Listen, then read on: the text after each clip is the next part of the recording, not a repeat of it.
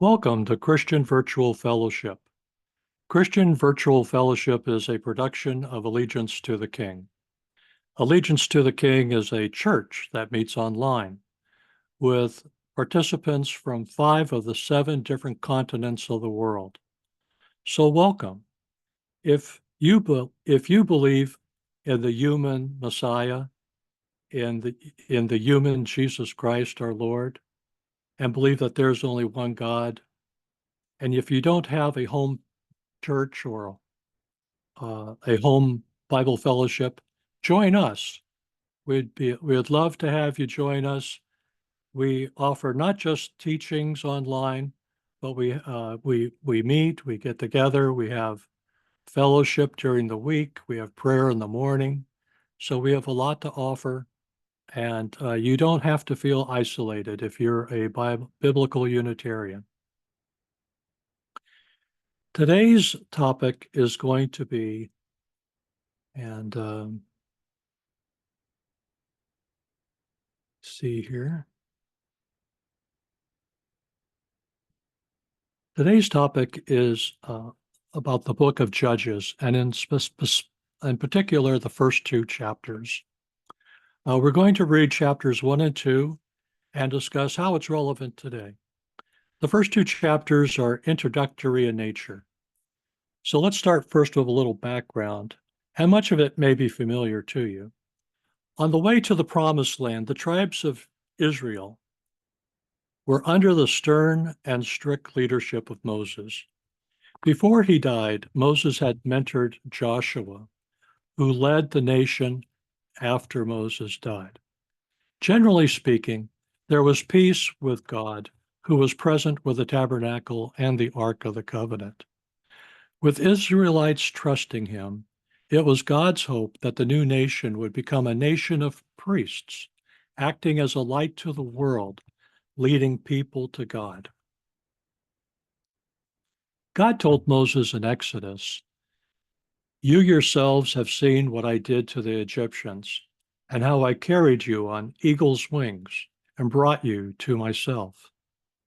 Now then, if you will indeed obey my voice and keep my covenant, then you shall be my own possession among all the peoples, for all the earth is mine, and you shall be to me a kingdom of priests and a holy nation. These are the words that you, Moses, shall speak to the sons of Israel." In verse 5, God reminds them of what was established at Mount Sinai with Moses, and that all of Israel had agreed to. A condition for Israel to satisfy being God's own possession, a kingdom of priests and a holy nation. That condition, generally speaking, was to obey his voice and keep his covenant, the one formed at Mount Sinai 40 years earlier. God went on to say, "Behold, I am going to send an angel before you to guard you along the way and to bring you into the place which I have prepared. Be attentive to him and obey his voice. Do not be rebellious toward him, for he will not pardon your rebellion, since my name is in him. But if you truly obey his voice and do all that I say, then I will be an enemy to your enemies and an adversary to your adversaries. For my angel will go before you and bring you into the land of the Amorites, the Hittites, the Perizzites, the Canaanites, the Hivites, and the Jebusites, and I will completely destroy them." God sent his angel to guard them and to bring them to the place God had prepared. This angel was the Israelites' secret weapon. This was an invisible ally, better than any army or atomic bomb. The Israelites knew that there would be more fighting ahead.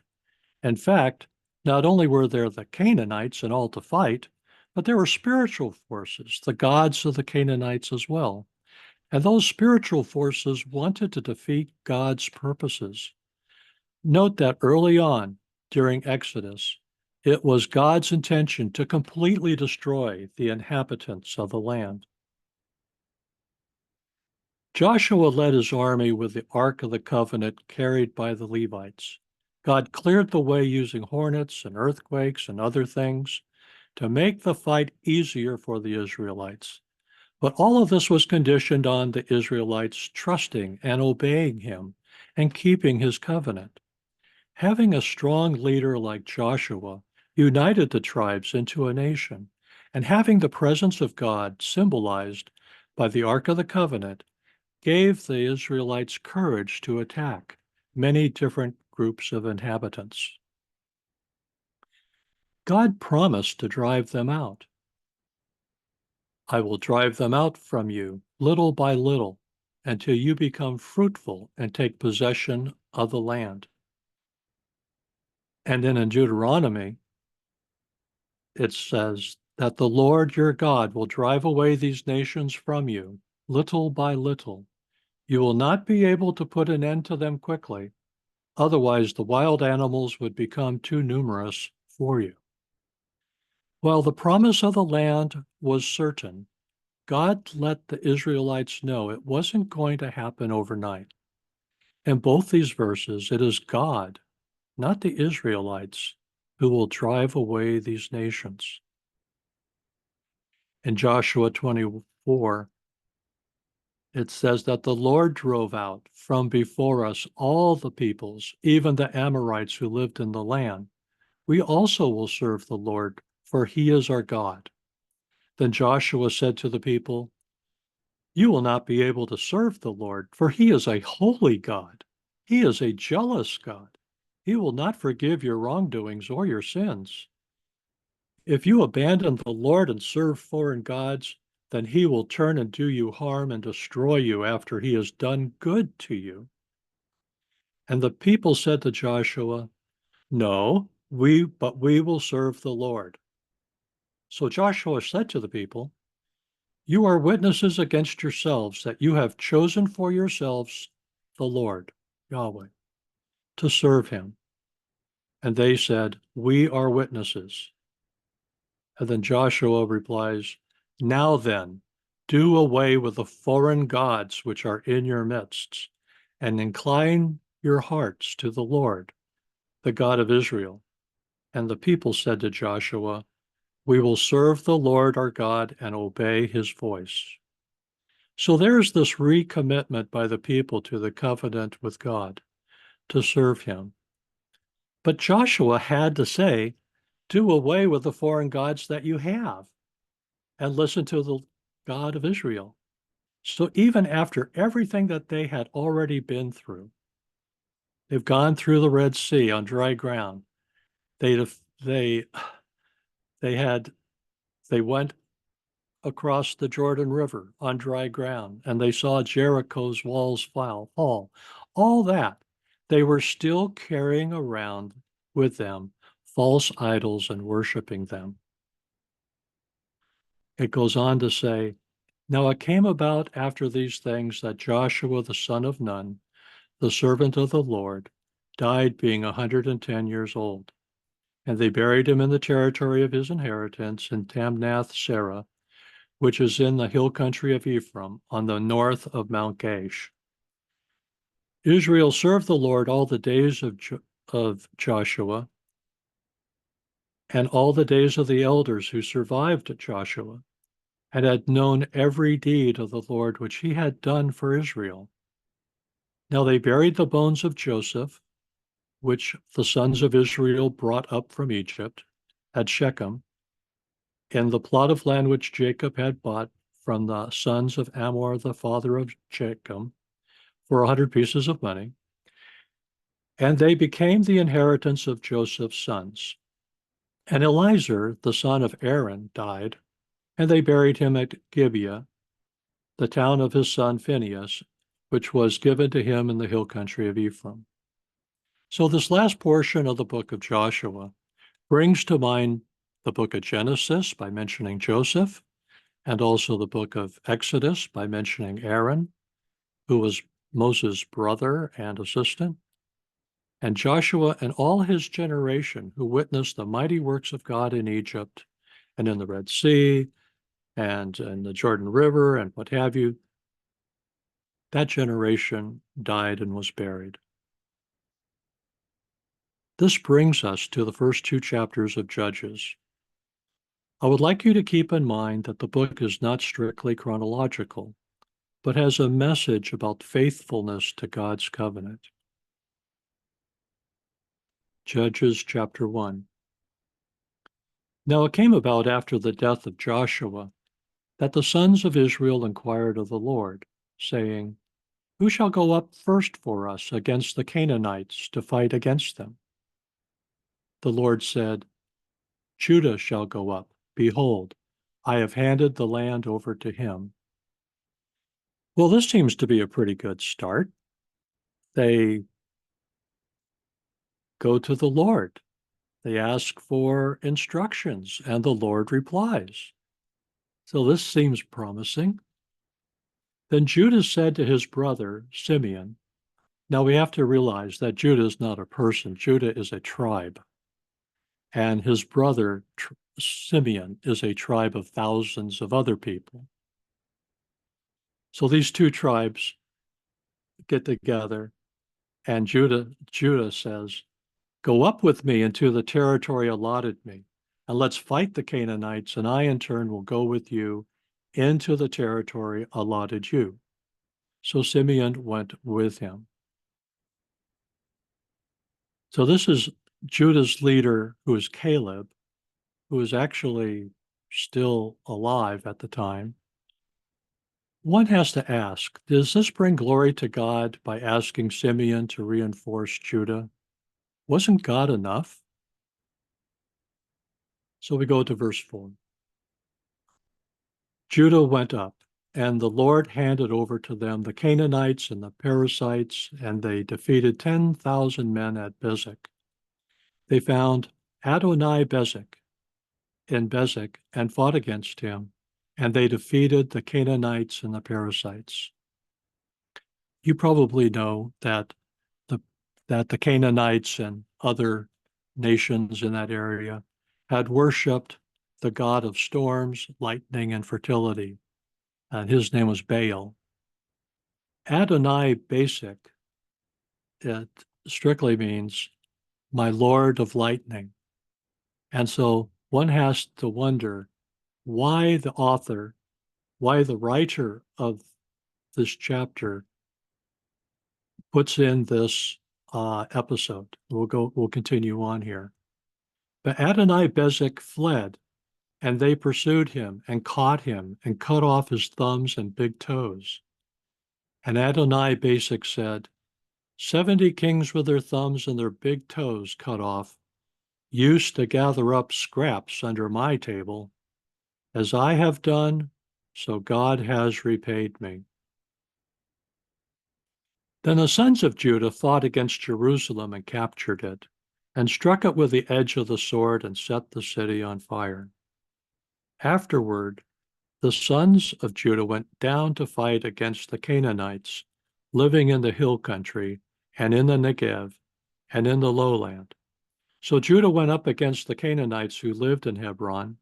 The name of Hebron was previously Kiriath Arba, and they struck Shishai, Ahiman, and Talmah. And those are the three sons of Anak, who we'll read about later. Then from there he went against the inhabitants of Debar. The name of Debar was previously Kiriath Sepher. And Caleb said, whoever attacks Kiriath Sepher and captures it, I will give him my daughter Aksah as a wife. Now Othniel, the son of Canash, Caleb's younger brother, captured it. So he gave him his daughter Aksah as a wife. Then it happened when she came to him, she incited him to ask her father for a field. Then later she dismounted from her donkey, and Caleb said to her, what do you want? She said to him, give me a blessing, since you have given me the land of the Negev. give me springs of water also. So Caleb gave her the upper springs and the lower springs. You might recall that Caleb was one of the 12 spies sent out by Moses 40 years earlier. And he and Joshua had given a good report, while the other 10 spies gave a very discouraging report that contradicted God's command to invade the land.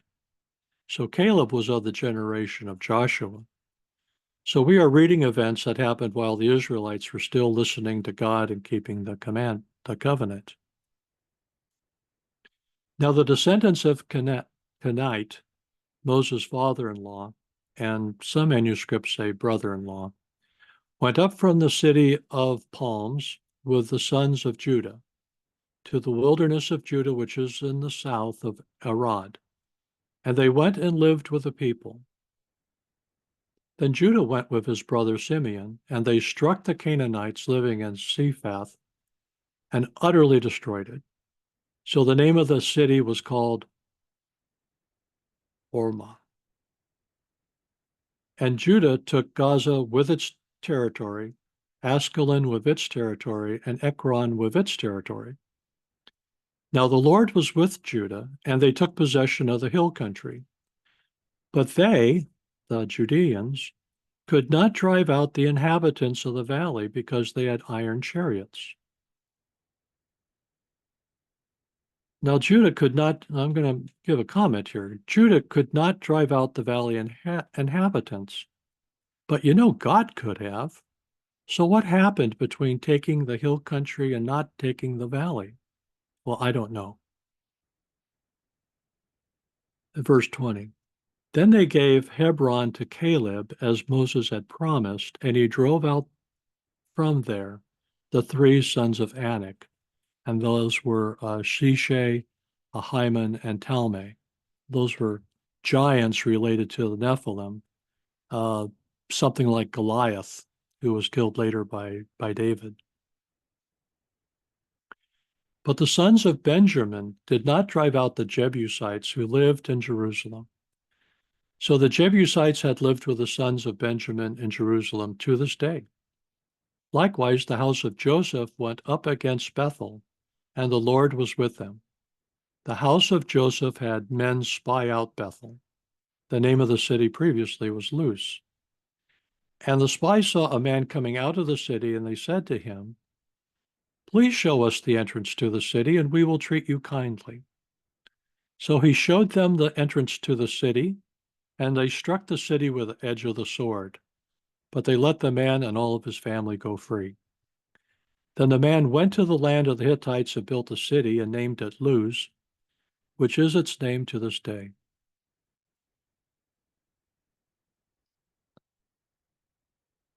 But Manasseh did not take possession of Beth Shean and its villages, or Tanakh and its villages, or the inhabitants of Dor and its villages, or the inhabitants of Ibleam and its villages, or the inhabitants of Megiddo and its villages. So the Canaanites persisted in living in this land. And it came about, when Israel became strong, that they put the Canaanites to forced labor. But they did not drive them out completely. And Ephraim did not drive out the Canaanites who were living in Gezer. So the Canaanites lived in Gezer among them. Zebulun did not drive out the inhabitants of Ketron or the inhabitants of Nahalal. So the Canaanites lived among them and became subject to forced labor. You might note the shift from the Lord driving out the Canaanites previously. See, previously we read how the Lord would be driving them out. And now it's the burden of the tribes. The tribes, not God, failed to capture all the lands promised to them.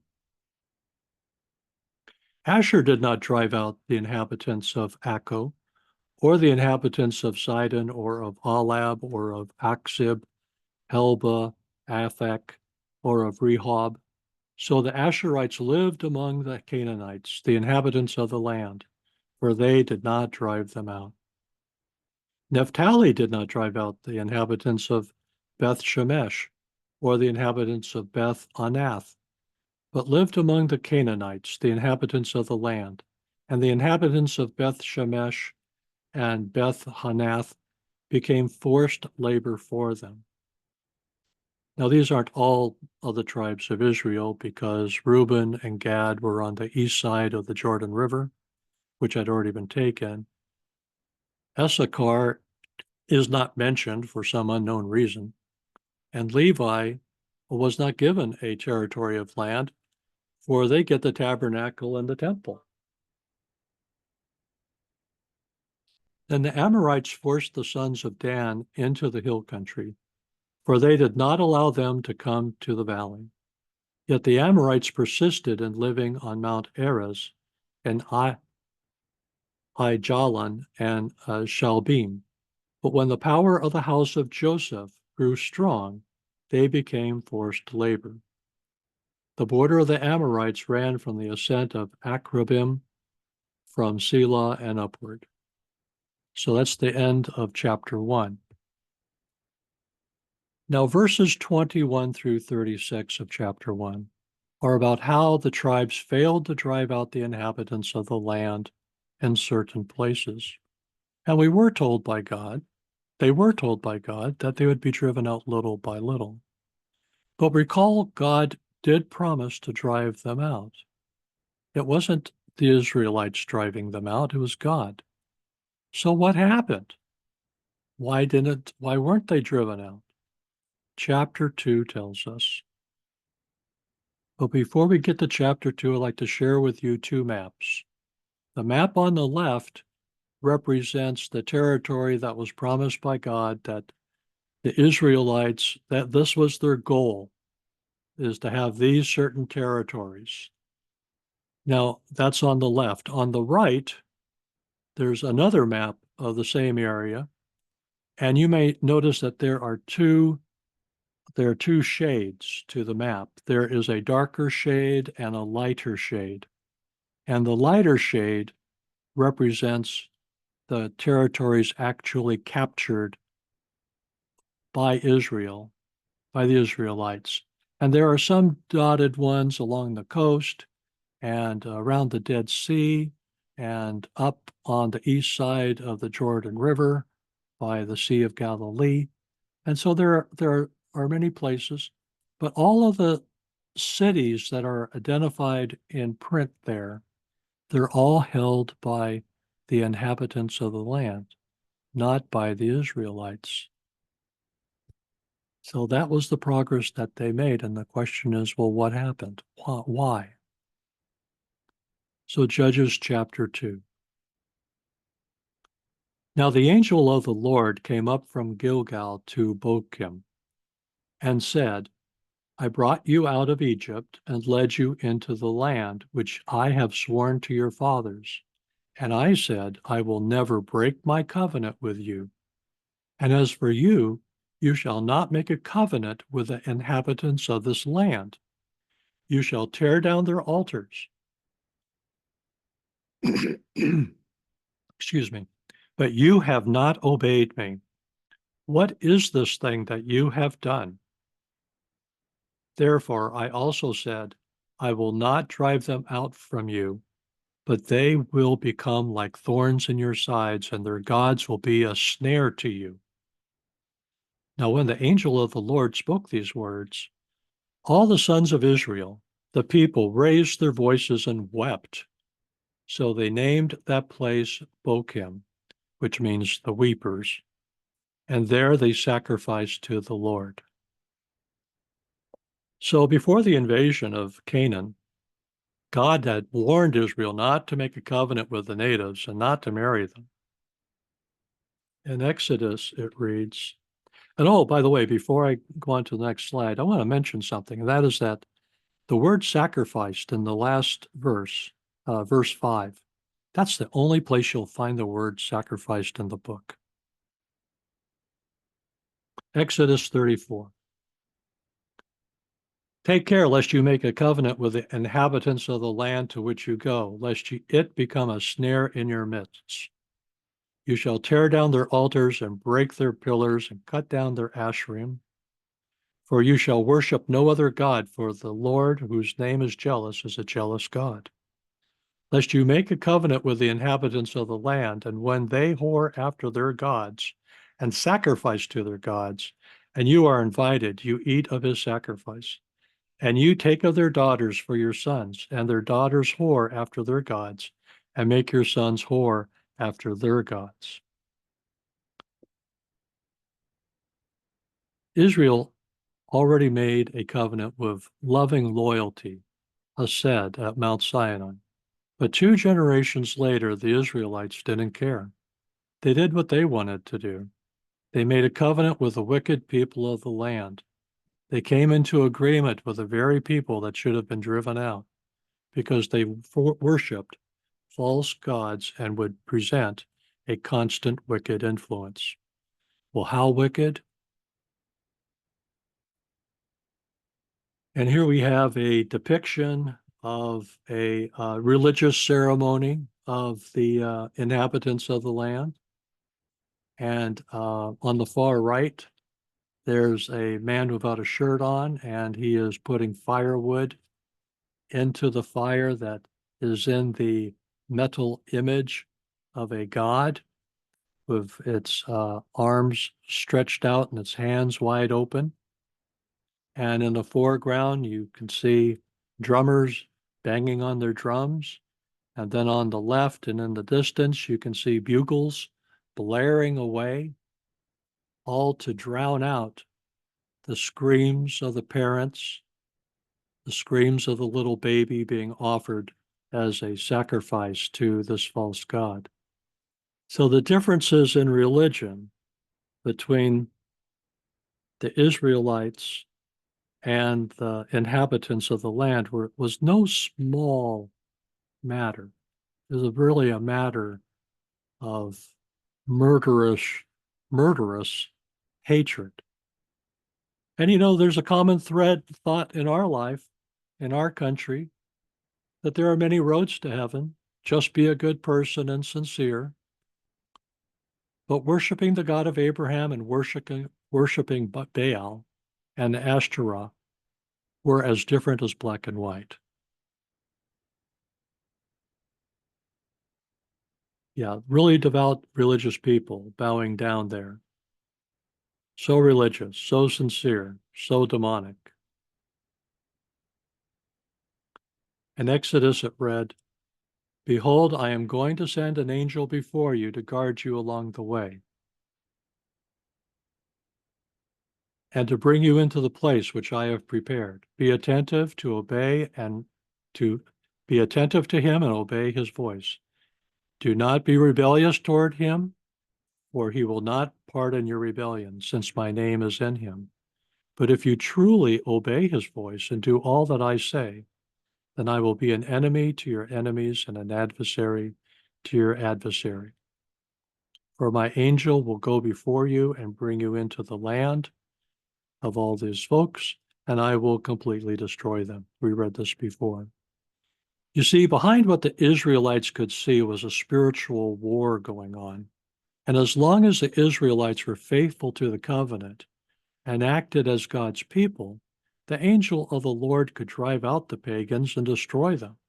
But when the Israelites went into agreement with the pagans, there was nothing the angel of the Lord could do but obey God's orders. His hands were tied. The spiritual war against the children of Abraham continue to this day. And as stated in Paul's epistles, we are those children. Let's return to Judges chapter 2, verse 6. When Joshua had dismissed the people, the sons of Israel went, each one to his inheritance, to take possession of the land. The people served the Lord all the days of Joshua, and all the days of the elders who survived Joshua, who had seen all the great work of the Lord which he had done for Israel. Then Joshua, the son of Nun, the servant of the Lord, died at the age of 110. And so you might remember that we started this book with a verse, chapter 1, verse 1, saying, "Now it came about after the death of Joshua." So, like I said earlier, this is not strictly chronological. We kind of hop back and forth a bit. And in fact, it is believed by some scholars that the first 2 chapters of Judges had been added to the other chapters of the book. And they get that from Joshua 24:31, which seems to almost verbatim say the same words that are in Judges 2:6. Israel served the Lord all the days of Joshua and all the days of the elders who survived Joshua, and had known every deed, the Lord which he had done for Israel. So anyway, that's kind of interesting how the scripture may be edited or may be added to for whatever reason. But in any case, Judges is not a history book, although everything in it did happen. It's a book about how the conduct of the Israelites sabotaged their own success. Judges 2:9. And they buried him, Joshua, in the territory of his inheritance, in Tamath Heres, in the hill country of Ephraim, north of Mount Gash. All that the generation also was gathered to their fathers, and another generation rose up after them, who did not know the Lord, nor even the work which he had done for Israel. Note that the generation did not know the Lord, this following generation. Apparently, the parents just did not drill into their thick heads that there was only one creator God who gave them the land. So why did the book start with, now it came about after the death of Joshua?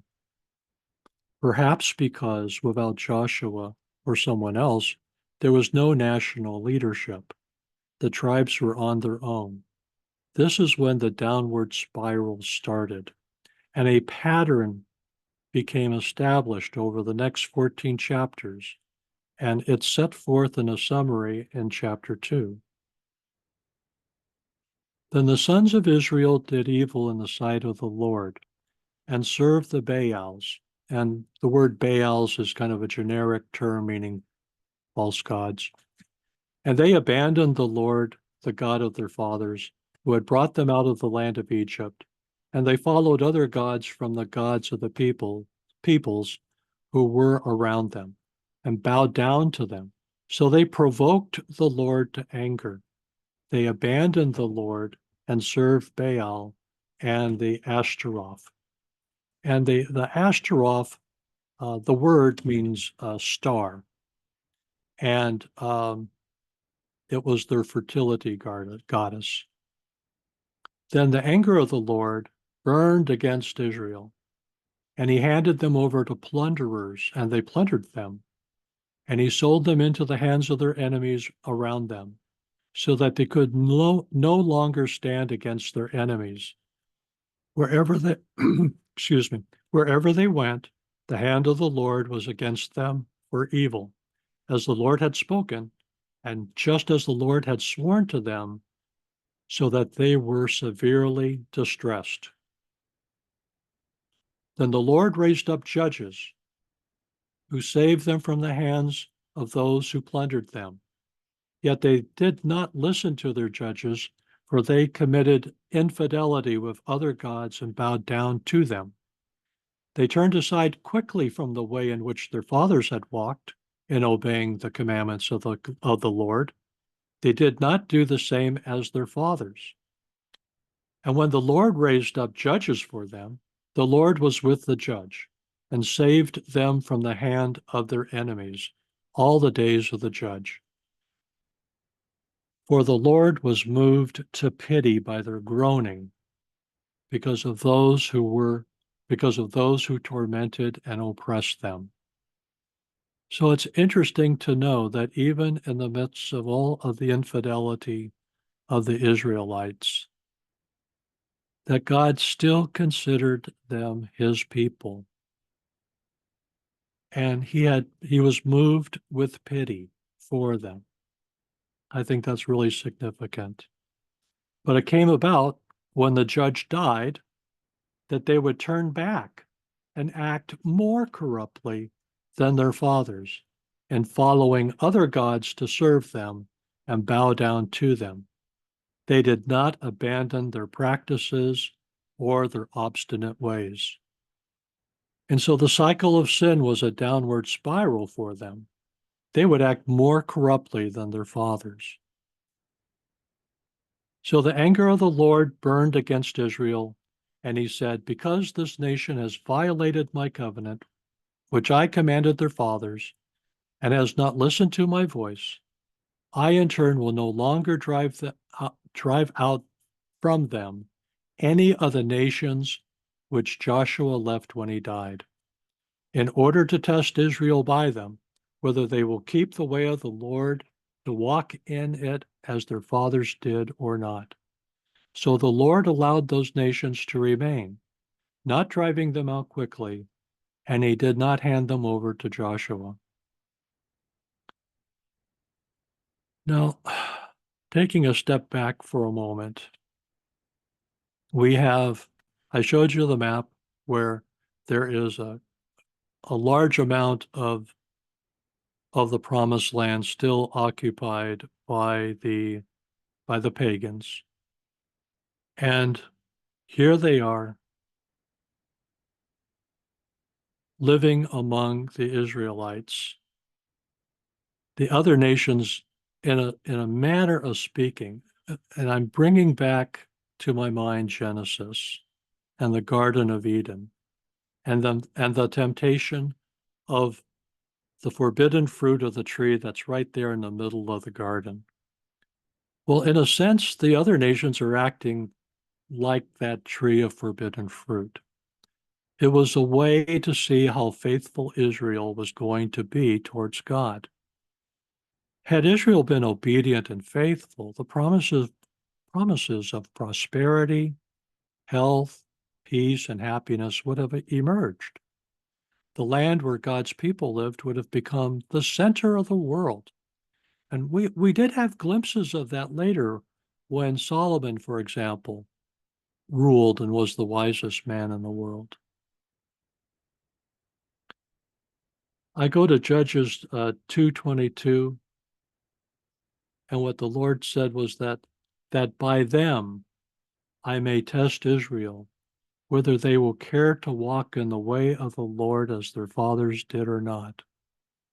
And then in Judges chapter 3, which we'll cover next time, it says that now these are the nations which the Lord left to test Israel by them, that is, all in Israel, who had no experience of any war in Canaan.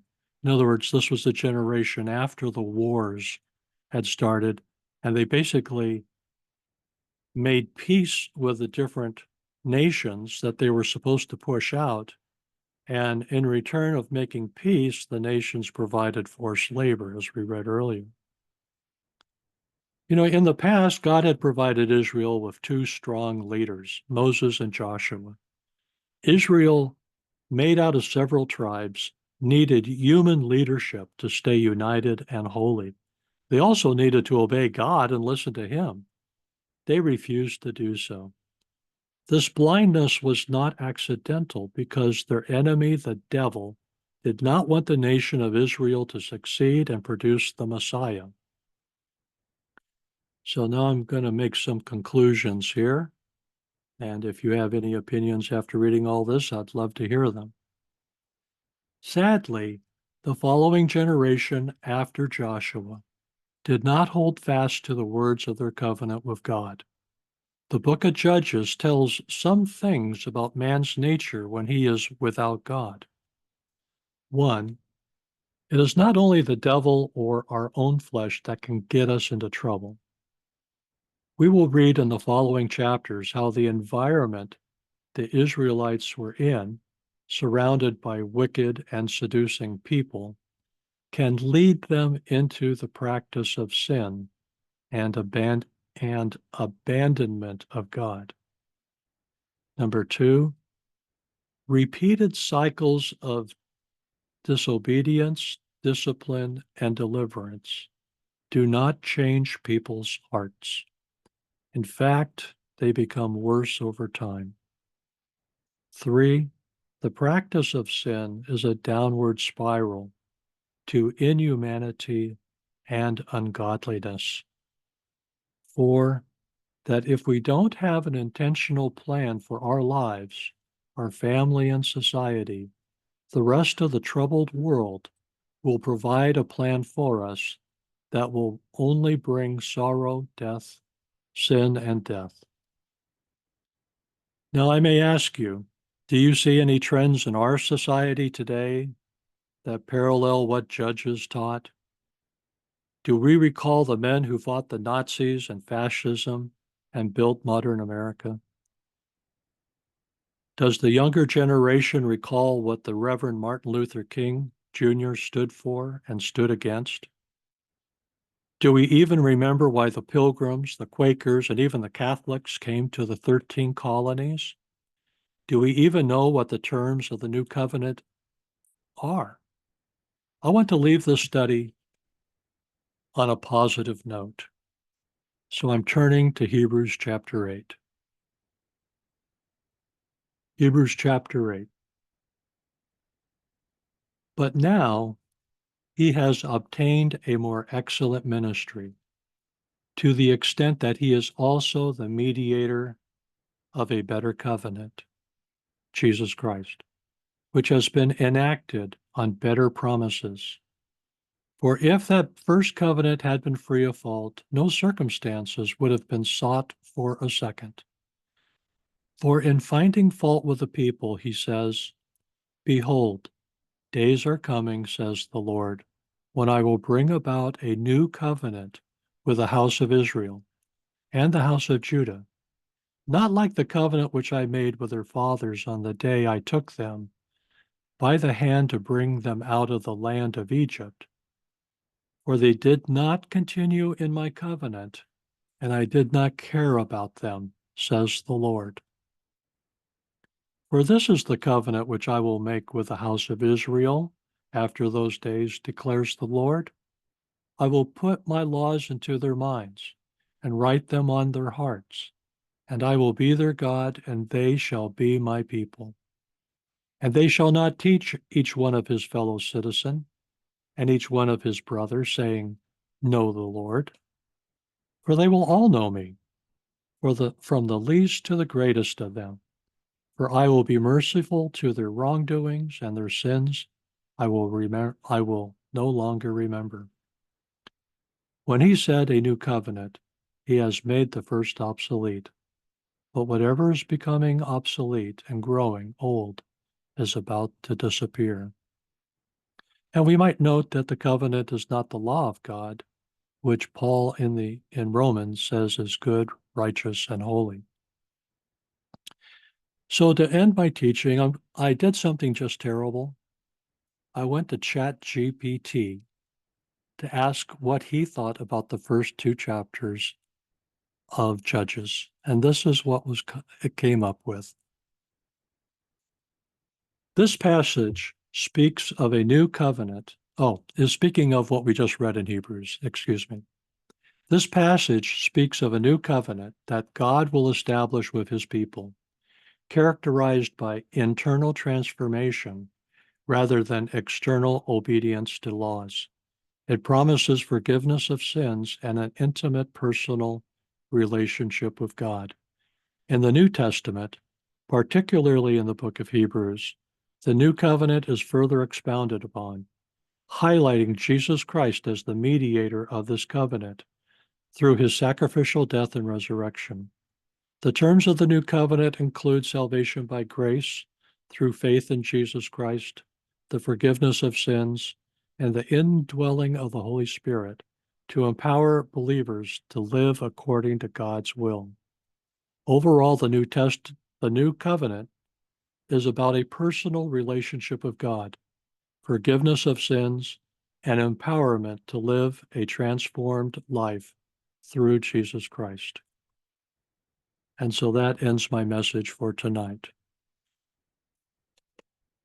And I will stop sharing. And anyway, I hope that was a blessing to you. We have any comments? criticisms?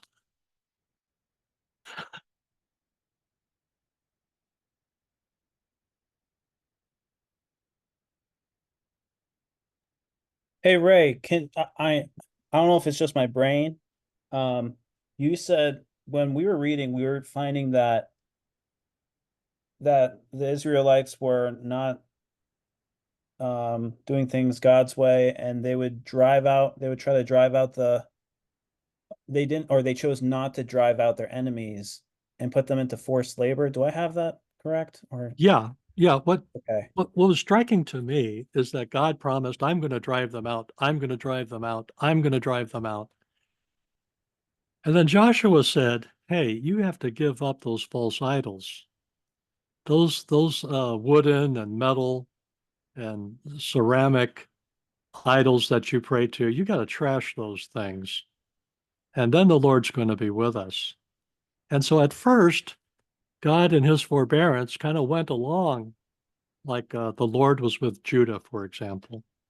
And they started kicking some butt there. They started advancing more and more.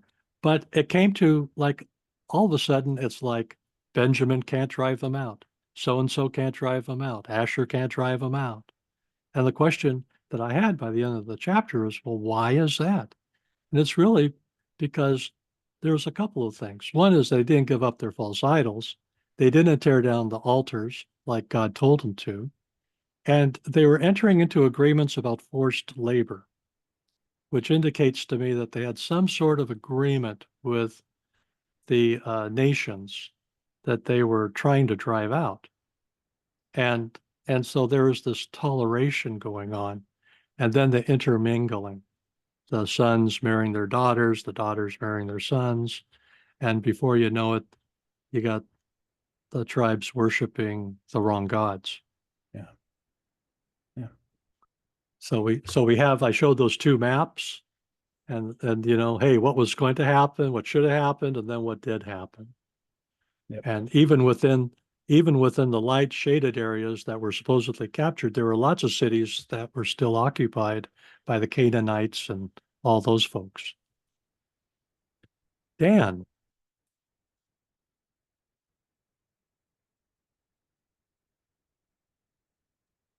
Unmute. Thanks, Ray. I appreciate. I really did appreciate it. I was thinking at the end you were mentioning there, and I was thinking maybe there's an attractiveness to slavery, for the owner versus the slave. In other words, it's kind of like, wow, here's why should we get rid of these people? If we can force them to do all the hard work for us and blah blah blah. That's not what God said to do, as we know.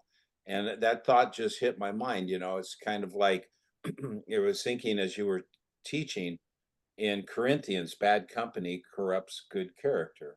yeah, And here certainly that's what they surrounded themselves with. God knew the lesson. He needed them to purge and clean the land out 100%, so there'd be no false goods. Um, and yet they didn't. And maybe, like I said, maybe it was just the attractiveness of the slavery that they could do the hard work for them, and other things too. I'm sure they were under a great spiritual attack. Um, but the other thing that I was reminded of is the um, the unclean always pollutes the clean. In other words, if you have a barrel of apples and 99 are whole and one is rotten, the rotten always infects the 99.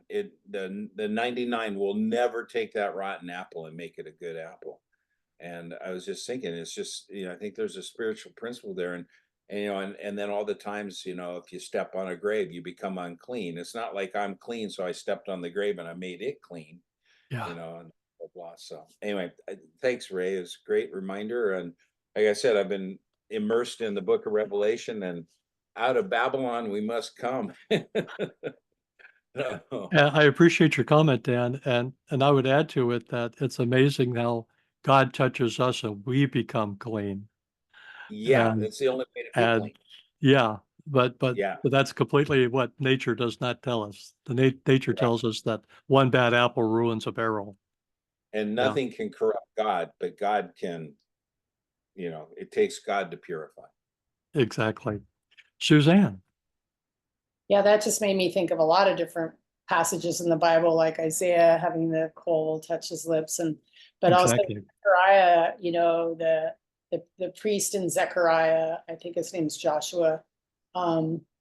He's so unclean before God, and God just changes his clothes into these clean robes and does the same thing, touching him and making him clean. Like it's like the opposite of contamination, kind of like what Tan was talking about last week.